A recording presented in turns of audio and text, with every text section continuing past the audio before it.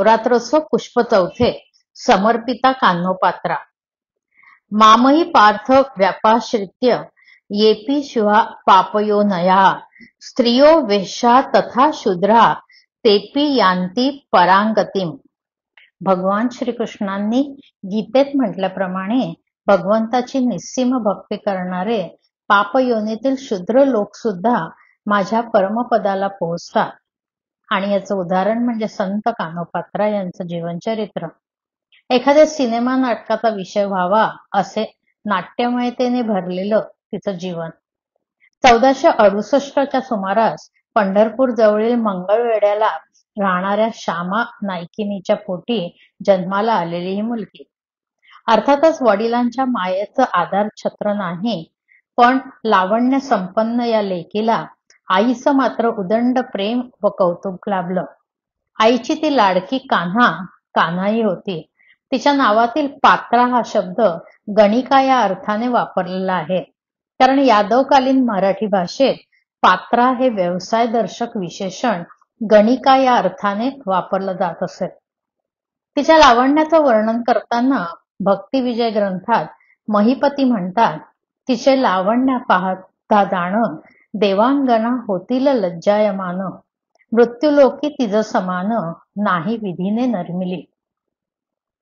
आईने लहानपणापासून तिला नृत्य गायनाचं बाळकडू दिलं. गोड मधुर आवाजाची देणगी, नृत्य गायनात निपुण, लांब सडक केशसंभार, केतकी वर्णाची कमनीय बांध्याची, चंद्रासारखा चेहरा, चाफेकळीसारखं नाक, डाळिंबी पातळ ओठ, विलक्षण गोडवा चेहऱ्यावर. ईश्वराने जणू मुक्त हस्ताने तिची सौंदर्याची उधळण केली होती. तिचं अनुपम सौंदर्य, स्वर्गीय आवाज, लयबद्ध नाच यावर भले भले फिदा होत होते. वाढत्या वयानुसार तिचं सौंदर्य अधिकच खुलू लागलं. श्यामाच्या गळ्यातील गंधार आणि लावण्याची कळा घेऊनच कान्होपात्रा जन्माला आली, चिखलात कमळ उगवावं तशी. तिच्या या अनुपम रूप लावण्याची ख्याती दूरवर पसरू लागली. लेकीसाठी एखादा धनवान पुरुष शोधावा म्हणजे तिच्या आयुष्याचं कल्याण होईल असं आईला वाटे. आईचे विचार लेकीच्या मायेपोटी व व्यावहारिक पातळीवरचे होते. पण एक गोष्ट तिला खूप खटकायची, ती म्हणजे कान्होपात्राला असलेलं विठ्ठलाचं वेड. तिच्याजवळ एक सुरेख कृष्णमूर्ती होती. त्याच्यावर तिचं जीवापाड प्रेम. त्या मूर्तीला ती सजवायची, हार घालायची, त्याला आळवायची. आईला मात्र वाटे हे वेड आपल्या धंद्याला घातक. पण काळाच्या पोटात काय दडलंय हे तिला कुठं ठाऊक होतं. नियतीच्या मनात काही वेगळंच होतं. कान्होपात्रा जसजशी मोठं होत गेली तशी तिला आपल्या आजूबाजूच्या परिस्थितीची जाणीव व्हायला लागली. आपलं समाजातील स्थान, वासनांनी वखवकलेली भलीबुरं माणसं, किळसवाणं उदासवाणं वातावरण, पोटासाठी करावा लागणारा देहविक्रय. कान्होपात्राचं घर समाजाने निषिद्ध मानलेलं, गणिकेला कसली आलीये प्रतिष्ठा. अशा या विपरीत वातावरणातच ती वाढली. श्यामाला वाटे आपली मुलगी आपला वारसा चालवेल, भरपूर पैसा कमवून ऐश्वर्यात राहील, म्हणून तिने विजापूरच्या संगीत शिरोमणी मुरारी यांना कान्होपात्राला गायन शिकवण्यास सांगितले. परंतु हे मुरारी होते कृष्णभक्त. त्यांनी कृष्णभक्तीची, राधाकृष्ण प्रेमाची गाणी तिला शिकवली. तेव्हा श्यामा त्यांना म्हणाली, अहो, अमीर उमरावांपुढे ही मुलगी भजन का म्हणणार आहे? आमच्या धंद्याला अनुकूल अशा चिजा तिला शिकवा. मुरारींना हे मान्य नव्हतं. त्यांनी तिची शिकवण सोडली. पण जाताना ते कान्होपात्राला सांगून गेले, परमेश्वराने तुला जे संगीताचं वरदान देऊन पाठवलं आहे ते फक्त मनोरंजनासाठी नाही, तर परमेश्वरासाठी आहे हे लक्षात ठेव. कान्होपात्राचे पूर्वसंचित बलवत्तर म्हणून मुरारीसारख्या गान ज्ञान तपस्वीच्या सानिध्यात ती आली. तिच्या गाण्याला उच्छृंखलतेऐवजी गंगेचा संथ खोलपणा व पावित्र्याचा स्पर्श झाला. मुळातच विरक्ती हा तिचा स्थायीभाव होता. आपला जन्म परमात्म्याच्या प्राप्तीसाठी झाला आहे असे तिला वाटत असे. म्हणूनच परमात्म्याला समर्पित होण्याच्या भावनेने तिने गावदासी होण्याऐवजी देवदासी होण्याचा दृढ संकल्प मनोमन केला. पण हे साधणार कसं, आईला समजवायचं कसं, हा प्रश्न तिच्या पुढे होता. आईला ती म्हणाली, मी एक भोगवस्ती बनून राहू का? ज्या समाजाने तुझ्या देहाचा उकिरडा केला, तुला पतीत ठरवलं, त्याच दृष्टचक्रात मी पण एक भाग बनू का? शरीराला पोट असतं हे खरं, पण पोटापेक्षा मनाची भूक केव्हाही मोठी असते. आईला ती म्हणते, आई, अगं माझ्या मनात पांडुरंगाची ओढ आहे. मी लौकिक जीवनाचा त्याग केला आहे. आता मला परत त्या कर्दमात चिखलात फोडू नको. सर्व परिस्थिती प्रतिकूल असताना सुद्धा तिने न पटणाऱ्या गोष्टींना विरोध करण्याचे धाडस दाखवले. प्रवाहाविरुद्ध पोहण्याची बंडखोरी केली. कारण तत्कालीन समाज परिस्थिती, नायकिणींच्या घरातील जन्म, त्या काळात स्त्रियांचं असलेलं समाजातलं स्थान, या सर्व गोष्टींचा विचार केला तर तिच्या हिमतीला, धाडसी वृत्तीला दाद द्यावीशी वाटते. म्हणूनच आपल्या आईला ती सडेतोडपणे सांगू शकली की मी आयुष्यात एकाच तरुणाच्या आयुष्याचा सोबती म्हणून स्वीकार करेन. मला स्वैराचार रुचणार नाही. कान्होपात्रा गणिक व्यवसायाचा तिरस्कार करत होती. पैसा, ऐश्वर्य, राजबिंडा पुरुष याबद्दल पूर्णतः उदासीन होती. त्यामुळे आईला तिनं स्पष्ट शब्दात आपला नकार सांगितला. आपल्या वाक्चातुर्याने, अध्यात्म विचाराने आईचे मत खंडन करण्यात ती यशस्वी झाली. आईने मग बादशाहकडे तिला नेण्याचा बेत रद्द केला. कान्होपात्राला भजनं खूप आवडायची. रसाळ पद गाताना कृष्ण भक्तीत तिचे देहभान हरपून जायचे व त्यात रमून गेल्याने बाह्य गोष्टीबद्दल ती अधिकाधिक उदास व विरक्त झाली. स्वार्थी व वासनांध जगाचा तिला उबग येऊ लागला. तिला कधी कधी वाटायचं आपण गणिकेच्या हीन कुळात जन्माला आल्याने परमेश्वर आपल्या भक्तीचा स्वीकार करून आपला उद्धार करील का? या शंकेने तिचं मन कासावीस व्हायचं. तरीही ती भक्ती मार्गावर दृढ राहिली. एकदा आषाढी एकादशीसाठी मंगळवेढ्यावरून काही भाविक वारकरी टाळ मृदुंगांच्या तालावर जय जय रामकृष्ण हरीचा नामघोष करीत आनंदात तल्लीन होऊन चालले होते. ती आंतरिक उर्मीने त्यांना भेटायला गेली. तिच्या डोळ्यातून घळाघळा अश्रू वाहू लागले. वारकऱ्यांनी मायेने विचारपूस केली. तिने आपल्या शंका बोलून दाखवल्या. मी हीन जाती गणिका कुळातली उपेक्षित आहे. विठ्ठल मला दूर लोटेल की दर्शन देईल? तेव्हा त्यांनी तिला समजावलं की देव भावाचा भुकेला आहे. त्याच्याजवळ भेदभाव नाही. सर्व भक्तांना तो जवळ करतो. सर्वांवर सारखीच कृपादृष्टी करतो. पिंगळा या गणिकेचा देखील त्याने उद्धार केला होता. तू आमच्या बरोबर चल, नक्कीच तो तुझा स्वीकार करेल. मग तिला खात्री पटली. दिनपतीत अन्यायी शरण आले विठाबाई, ठाव देई चरणापाशी तुझी कान्होपात्रा दासी. तिने खरंच आपले 16 शृंगार उतरवले. हातात टाळ चिपळ्या घेतल्या. आईची परवानगी घेतली. वारकऱ्यांमध्ये हौसा नामक एक म्हातारी दासी होती. तिच्या सोबतीनं चोखोबांच्या दिंडीत ती सामील झाली. मजल दरमजल करत पारखी निघाली. तिच्या गोड गळ्यामुळे ती सर्वांना प्रिय झाली. कान्होपात्राला मात्र आता आस लागली होती की त्या सावळ्या परब्रह्माला भेटण्याची. दिंडी बरोबर ती पंढरीत आली आणि त्या सावळ्या परब्रह्माच्या प्रेमातच पडली. अनिमिष नेत्रांनी ती डोळे भरून त्याच्याकडे पाहतच राहिली. तिचं भान हरपलं. त्या तेजाने न्हावून निघालेल्या दिव्य झोतात आपण एक अंश आहोत असा तिला भास झाला. तिच्या नकळत तिचे डोळे मिटले. डोळ्यातून अश्रुधारा वाहू लागल्या. अवघा देह पांडुरंगमय झाला. हेच माझं परब्रह्म, हेच माझं माहेर अन सासर, हाच माझा सखा, जीवीचा जीवलग, नातलग, सगा सोयरा, सर्व काही तो हाच. आणि तिच्या मुखातून शब्द पाझरू लागले. माझे माहेर पंढरी, सुखे नांदू भीमा तीरी, तेथे आहे मायबाप, हरे ताप दरुशने. आणि मग देवाची दासी होऊन त्या परब्रह्माच्या सेवेत ती रुजू झाली. भजन कीर्तनात रंगली. परत मंगळवेढ्याला गेलीच नाही. विठ्ठलाशी भक्तीच्या प्रेमाच्या धाग्याने बांधली गेल्याने ती आतून कणखर होती. भक्तीला साजेसा कृतनिश्चय तिच्या ठायी होता. आणि एकदा का पांडुरंगाला सोयरा मानलं की मग सारं काही अगदी सोपं होऊन जातं. आईला मात्र भाबडी आशा होती. कानोपात्रा ऐश्वर्याचा त्याग करून भावनेच्या भरात पंढरपूरला गेली खरी, पण एक ना एक दिवस उपरती होऊन परत येईल. पण बरेच दिवस उलटून गेल्यावरही ती परत आली नाही हे लक्षात आल्यावर तिला आणायला ती स्वतः पंढरपूरला गेली. लेकीला विनवलं, धमकावलं, प्रेमाची शपथ घातली, पण सारं व्यर्थ. पांडुरंगमय झालेली आपली लेक बधत नाही म्हटल्यावर ती हात हलवत मंगळवेढ्याला परत गेली. तिच्या गावचे सटवा व निर्मळा दिंडी काळात तिला येऊन भेटत असत. त्यांच्याकडून आईची खबरबात तिला कळे. एकदा या दोघांसमवेत ती आळंदीला ज्ञानेश्वर माऊलींच्या दर्शनाला जाऊन आली. इंद्रायणीत स्नान केलं, माऊलींचं दर्शन घेतलं, नेत्रातील भक्तिज्योतींनी त्यांना ओवाळलं, मनापासून आळवलं, सुवर्ण पिंपळ पाहिला, 5-7 दिवस मुक्काम केला, मन भरलं, तरीही पंढरपुरी परतताना मन भावव्याकुळ झालं. मात्र भक्तीत रमलेल्या कान्होपात्रेला तिच्या आयुष्यात येणाऱ्या संकटांची चाहूल नव्हती. कान्होपात्राच्या सौंदर्याची स्तुती, प्रशंसा बिदरच्या बादशहाच्या कानावर गेली. बादशहाच्या मनात तिच्याविषयी अभिलाषा उत्पन्न झाली. तिला धरून आणण्यासाठी बादशहाने आपले स्वार पंढरपुरात धाडले. कोणी म्हणतात कान्होपात्रा ऐकत नाही म्हणून खुद्द तिच्या आईनंच बादशहाकडे तक्रार केली की ती त्या काळ्याच्या मागे लागली आहे, तेव्हा तुम्ही तिला बिदरला घेऊन जा.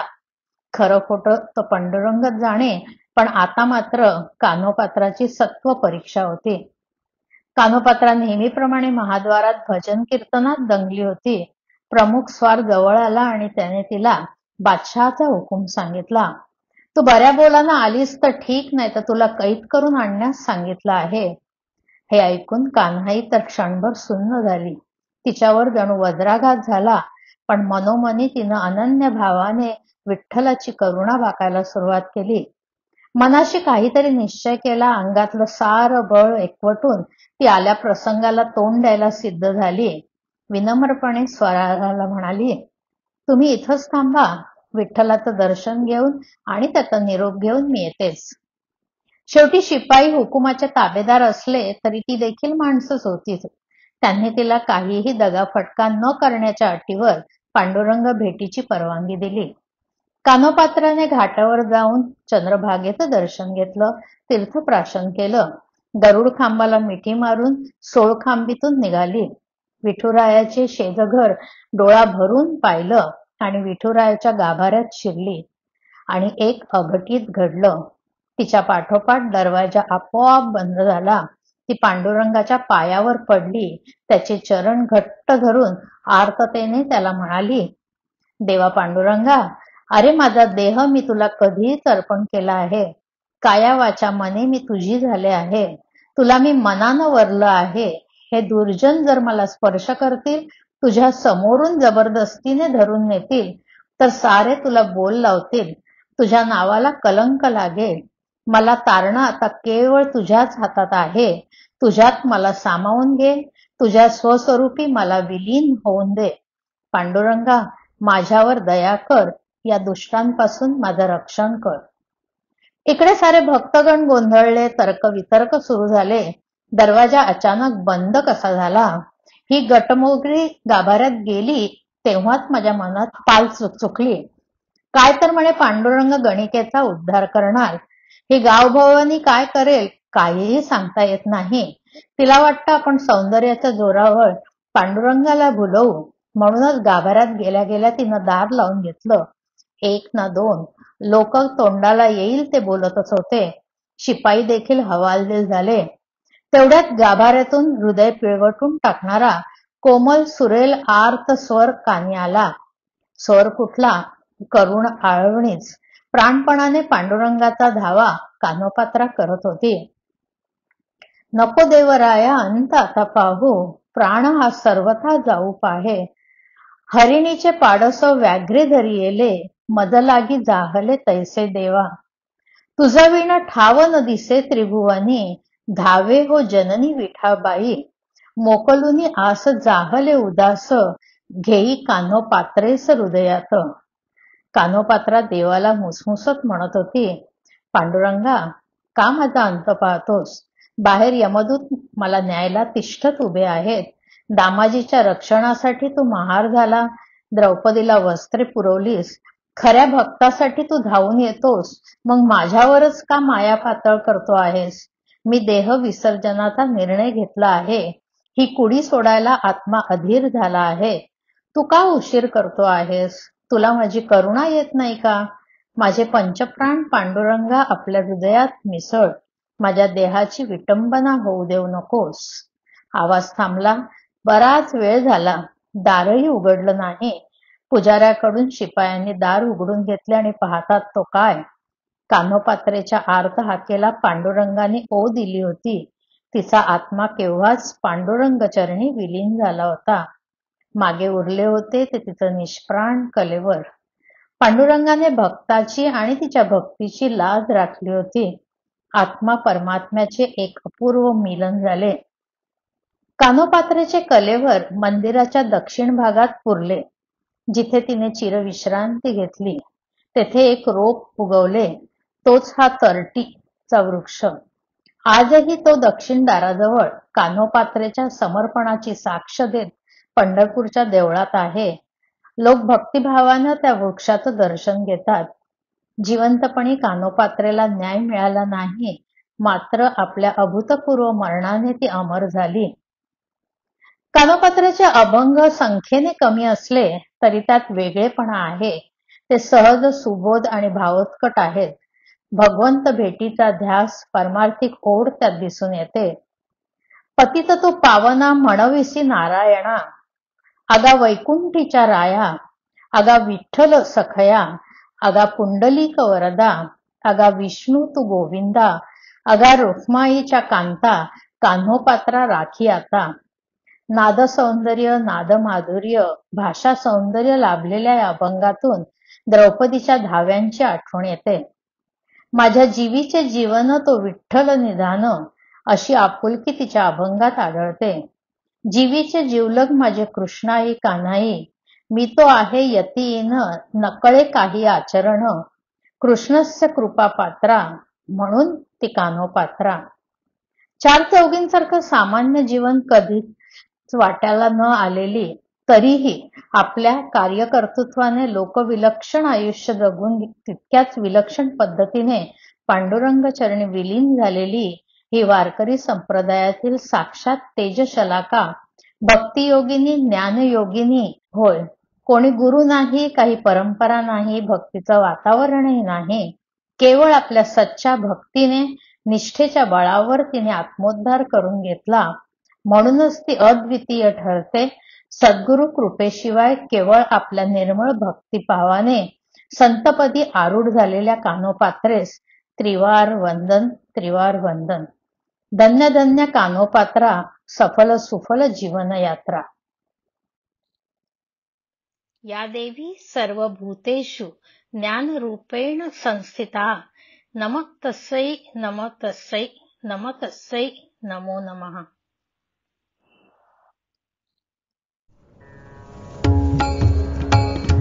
माझे माहेर पंढरी,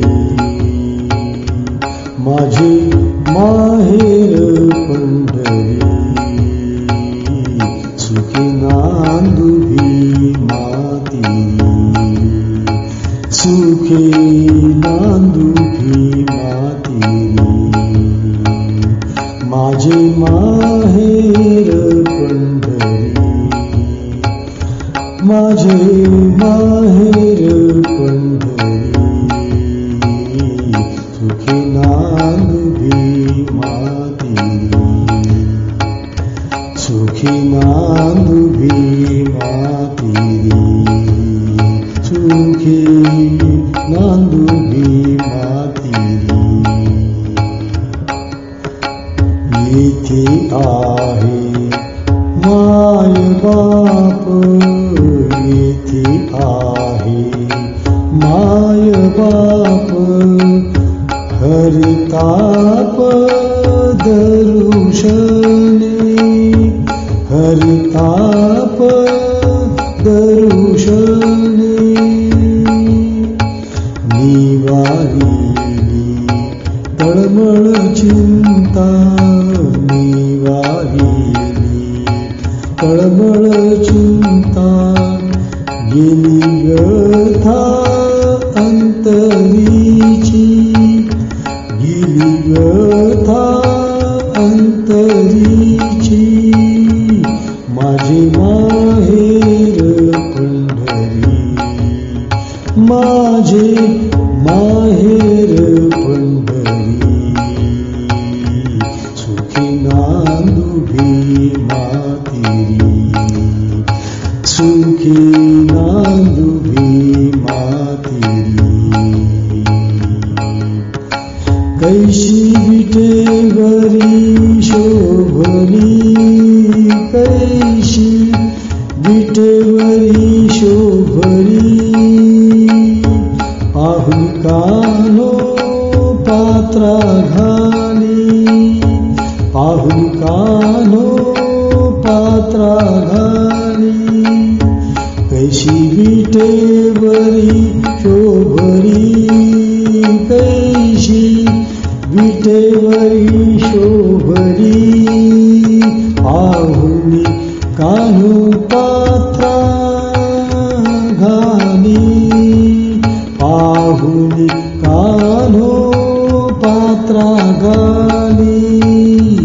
माझे माहेर पंढरी, माझे माहेर पंढरी.